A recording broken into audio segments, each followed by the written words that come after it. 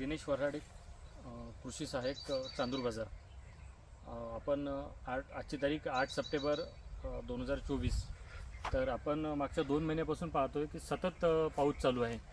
तर त्या सतत पावसामुळं काय होतं आहे का जमिनीमध्ये न्यूट्रिशन अपटेक पाहिजे त्या प्रमाणात होत नाही आणि फार मोठ्या प्रमाणात बुरशीचा अटॅक येऊन गळण लागलेली आहे. ज्या लोकांनी फवारणी केली त्यांच्या ह्याच्यात पण तेच कंडिशन आहे. ठीक आहे, ज्यांनी फवारणी नाही केली तिथं पण गळण आहेच.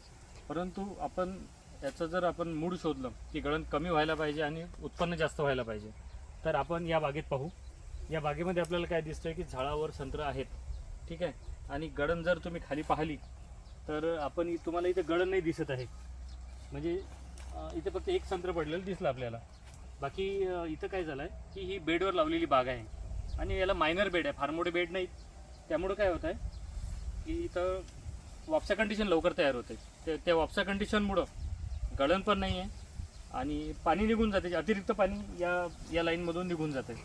त्यामुळं झाडाची कंडिशन पाहिली आपण तर संत्र पूर्ण झाडावर टिकून आहे.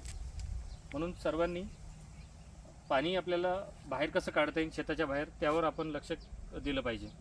आणि भविष्यात थोडं मायनर बेड लावून बागा लावल्या तर फारच चांगलं होईल. धन्यवाद.